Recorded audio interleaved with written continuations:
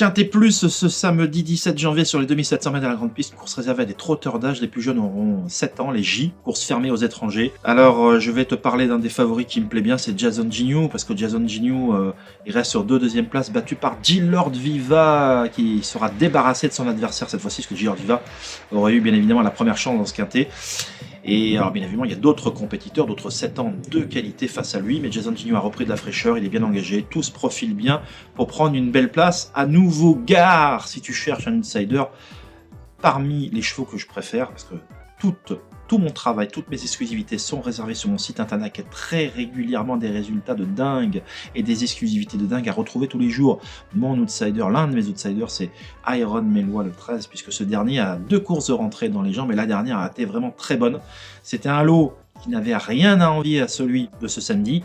Alors c'était un lot où il n'y avait pas les 6 ans, enfin les 7 ans, mais par contre il y avait des vieux d'un niveau un peu plus relevé que celui-là, donc ça se vaut. Il n'était pas au top. Alors bien évidemment, il n'est pas encore à 100%, mais il arrivera avec une certaine fraîcheur. Et s'il a un bon déroulement côté corde, je ne serais pas surpris de le voir accrocher une place à une cote spéculative Iron Mélois. Voilà, j'en ai fini avec ce quintet. Pour le cheval du jour, ici même, c'est Icebreaker dans le prix de Brest, qui a longtemps... on a longtemps cru que ça allait être le quintet, finalement ça ne l'est pas, ils sont 13. Et Icebreaker, c'est le choix d'Éric Raffin, tout simplement, qui aurait pu driver Harrison Duplessis, entre autres. C'est quand même le 6e du prix de Bourgogne où il était malchanceux, il est revenu de loin très bien conclure.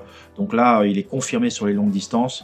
Bien sûr, il faut courir caché, c'est loin d'être fait, ce parcours des 2008, c'est vraiment des courses à spectacle. Il y a Inno du Lupin en 25 mètres notamment, et pas que, Giga Pride au plafond, à la limite du recul. Mais à l'issue d'un déroulement sur mesure, il fait partie de ces réelles bonnes chances pour intégrer au moins le podium. Voilà, si tu veux toutes les infos, il y en a eu à l'appel ces derniers temps, il y en a régulièrement, une chaîne WhatsApp créée à cet effet, juste pour mes souscripteurs qui se régalent.